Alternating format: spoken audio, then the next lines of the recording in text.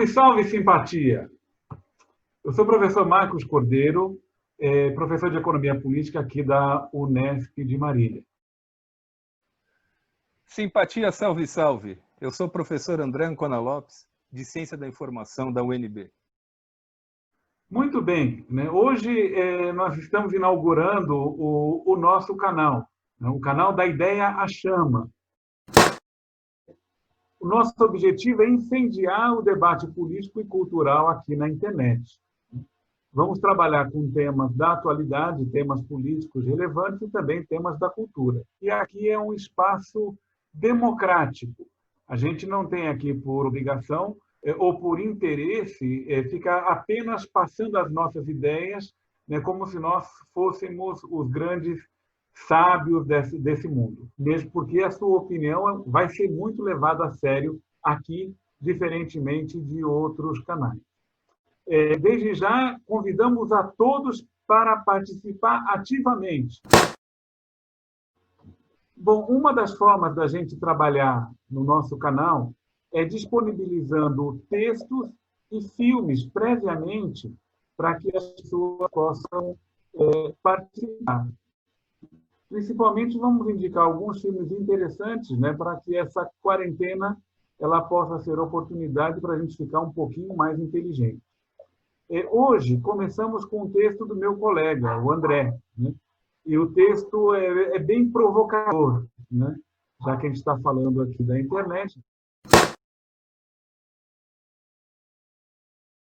que o objetivo do nosso canal, da Ideia à Chama, é fazer um debate, né, que tenha mão dupla. Não exclusivamente dois professores, doutores de universidades famosas que vão colocar apenas suas ideias sem trocar ou debater essas ideias com os nossos espectadores, né? A gente vai tentar criar um conhecimento compartilhado. A gente vai oferecer links, oferecer textos, sugerir livros, sugerir filmes, de tal forma que você também possa criticamente formar a sua opinião. Porque nós não temos nenhum objetivo de formar gado, a gente não está criando uma seita religiosa em que a gente tem seguidores. No essencial, o que a gente quer é cúmplice, né, para as nossas ideias ou com quem a gente possa confrontar opiniões. E aí entra uma outra questão muito importante. A gente não está aqui como negociantes, a gente não está aqui para vender nada, vender livros, né? E coisas assim. Diferentemente de outros canais, a gente procura tratar as pessoas com respeito, né? A gente procura trazer a ideia, trazer o conhecimento, né? Como a gente já disse, nós queremos cúmplice para pensar o Brasil, para pensar a nossa sociedade e tentar criar uma coisa muito melhor daquilo que a gente vê hoje. A gente quer cúmplice, não quer gado e não quer ser seguidor. Essa questão do gado, que mencionou o Marcos, é muito importante. Mas a gente também assiste um processo similar de sinais trocados na esquerda. Há canais que formam um rebanho. Com arrogância, os líderes desses canais, ou o líder, desqualifica seus seguidores, mesmo que esses seguidores ousem simplesmente discordar ou, às vezes, questionar ingenuamente alguns pontos. É colocado como uma alternativa que esses seguidores são ignorantes porque não leram o livro, porque não compraram o livro, e que isso os faria mais próximos do seu mentor. Compre meu livro que você vai ser um seguidor mais de acordo com esse canal, né? Então, nesse sentido, a crítica é sempre desqualificada e o livro entra como uma panaceia. Não apenas uma panaceia, mas também uma fonte de recursos, né? Uma fonte de sustentar, não apenas o canal, né? Mas a gente não sabe até que ponto, de sustentar os próprios donos do canal. Os papéis são muito bem definidos. A um cabe ensinar de uma maneira monocrática, autocrática, e aos outros cabem o papel de serem evangelizados. O ditado já diz, enquanto um burro fala, os outros abaixam as orelhas.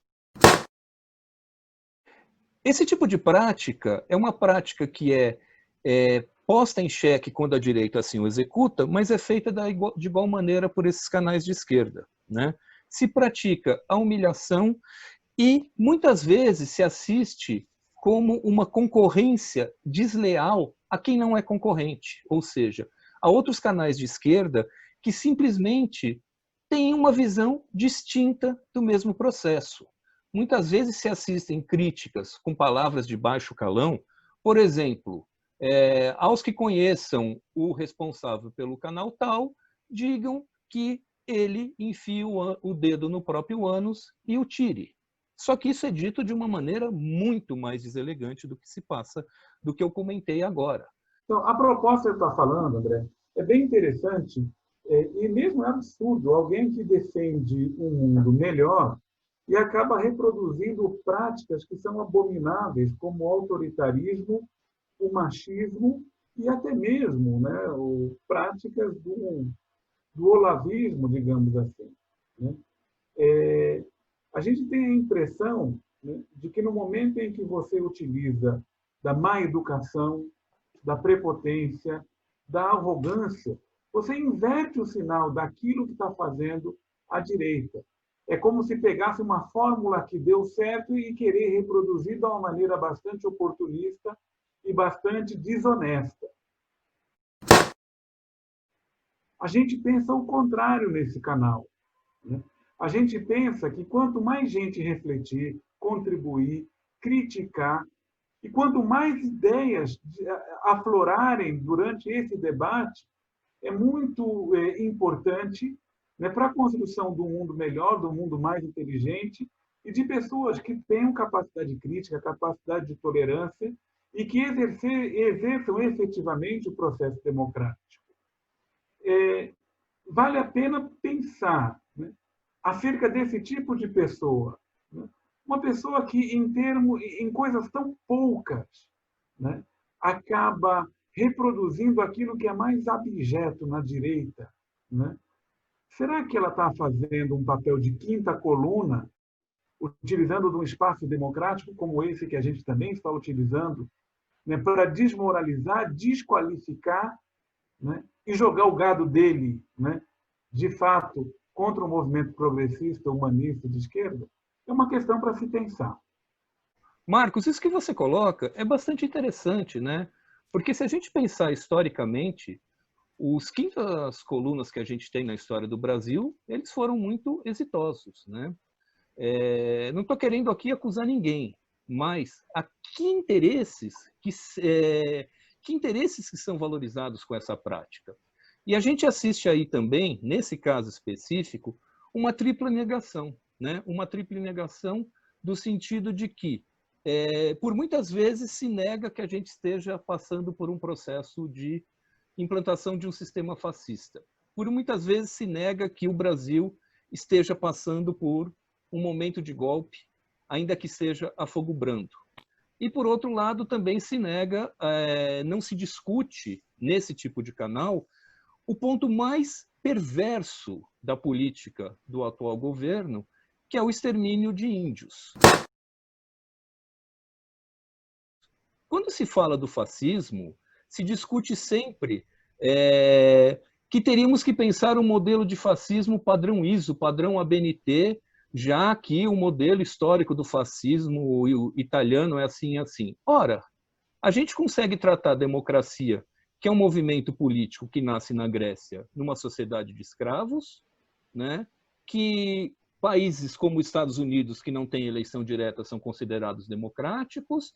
Por que a gente pode flexibilizar o termo democracia e não pode flexibilizar o termo fascismo, já que no Brasil ocorre toda a característica básica, que é, desde o ponto de vista do Estado, eliminar tudo que tem a ver com direitos de cidadão, direitos trabalhistas, direitos culturais, direitos de saúde, etc., mas também, do outro lado, fortalecer todo o aparelho de segurança de uma forma personalizada, de uma forma à parte do Estado, em paralelo ao Estado.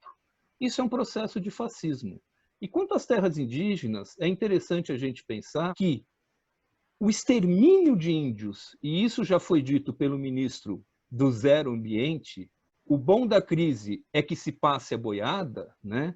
Na medida em que os índios sejam exterminados e a crise sanitária colabore muito, o Estatuto da Terra, que garante as terras indígenas, deixa de ter razão de ser.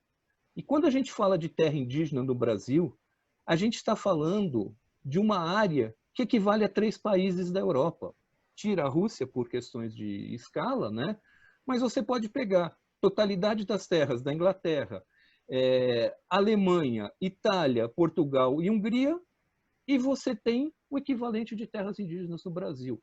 Então, é o maior negócio imobiliário desde o descobrimento da América. Por que isso está sendo ocultado em canais que se dizem de esquerda?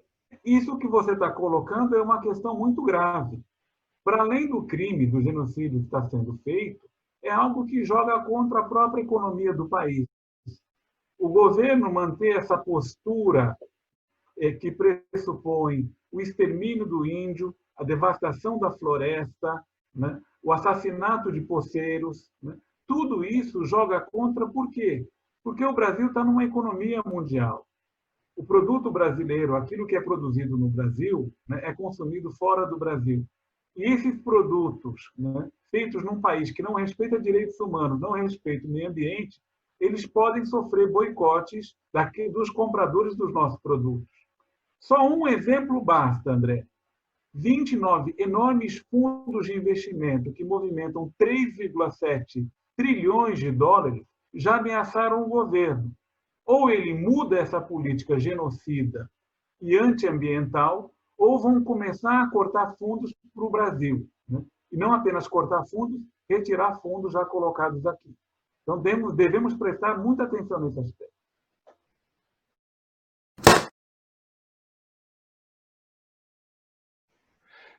Marcos, é muito importante isso que você fala, e eu acho que a gente merece aprofundar isso no próximo programa, né?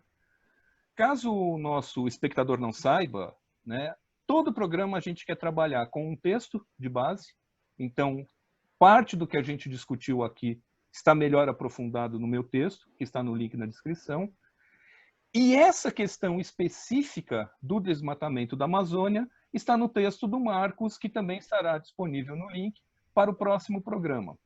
Como o canal chama, da ideia chama, e a nossa logo é uma claquete, a gente quer sempre discutir isso com base em filmes, né? E o filme recomendado para o próximo encontro é o filme La Ditadura Perfeita, que está disponível não apenas na Netflix, mas também gratuitamente no YouTube. A gente vai colocar o link para vocês aí.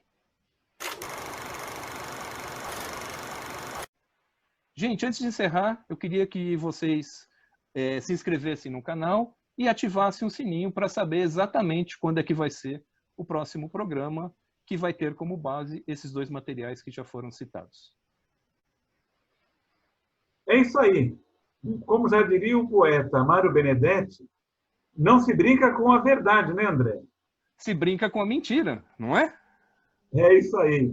Até a próxima.